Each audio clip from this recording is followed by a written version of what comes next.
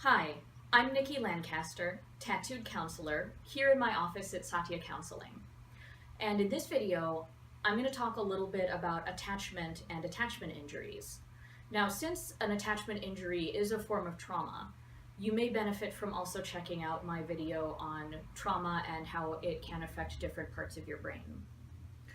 So for this video, for what I'm about to talk about, I owe a tremendous debt to John Bowlby, to Brene Brown, to John and Julie Gottman, and to Susan Johnson, all of whom have done extensive and brilliant research.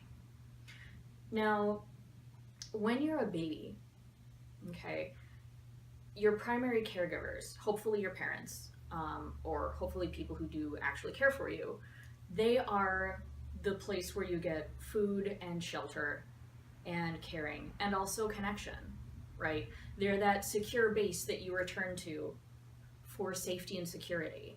A lot of toddlers, when they're exploring a room, will explore and then come back and check in with the caregiver, and then explore a little bit more and then come back and check in. It's that secure base.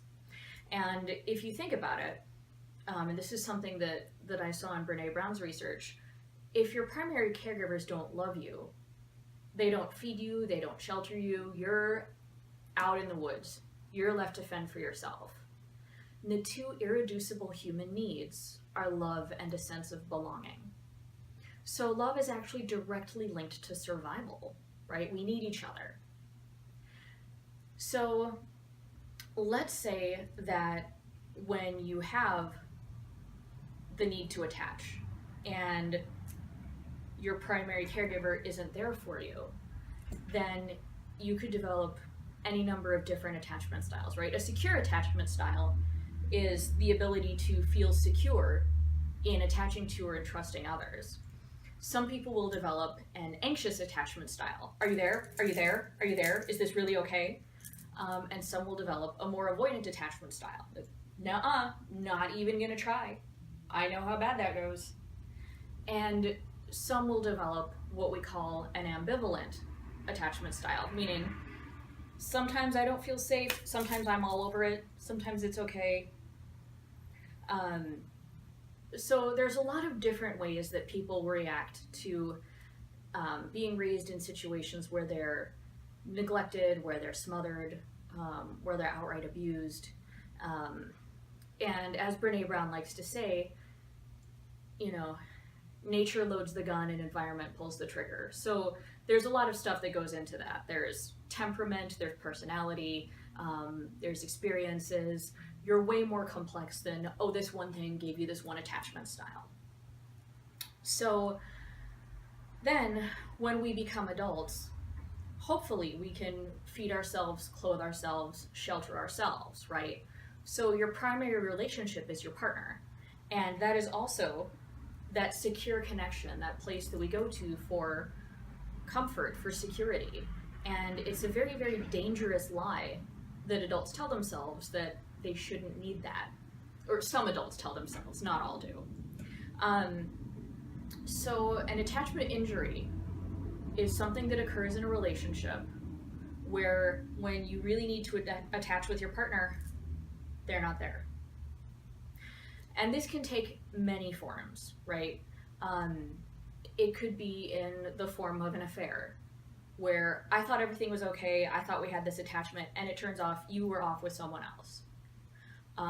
It could be drug abuse, where the partner is essentially prioritizing their relationship with a substance, and usually there's a lot of deceit and a lot of shame that goes along with substance abuse. An attachment injury could be pretty much any form of a betrayal of trust. I see it when one person had an illness and their partner wasn't as present or supportive as they needed, or when there's a major life transition and their partner wasn't as present and supportive as they needed. So the hallmark of an attachment injury is basically that it doesn't go away with time. And it really, really shakes the injured party's trust. And in fact, an attachment injury, which I'm so grateful that I learned this from the Gottmans, that it is one of the only ways that you can get the symptoms of PTSD, of acute PTSD, without being in an immediately life-threatening situation. So nightmares, emotional flooding, hypervigilance, the whole 9 yards, it can all happen from an attachment injury, especially infidelity. So in repairing an attachment injury, it is not something that goes away with time, and it's not something that can usually be healed alone. Either the partners heal it together, or the relationship doesn't survive and the injured party hopefully will find a therapist, supportive friends, resources, something to be able to recover and regain that sense of self-trust. When trauma happens, the younger you are, the more it impacts you. And the longer a relationship lasts, or the younger you are when you have it, those can also be factors in how deeply it affects you. With couples, I'm not gonna lie, the initial stages of repairing an attachment injury are very, very difficult. One of my mentors referred to it as cleaning out the infection. It sucks, but it's good and necessary pain, right? It's really what you need to do in order to heal. So I hope that this has been useful to you in understanding a little bit more about attachment and attachment injury and how it can affect a person the way it does. If you have any sort of questions or ideas, please feel free to shoot me an email. Otherwise, hopefully we'll catch up again soon. Thank you for watching.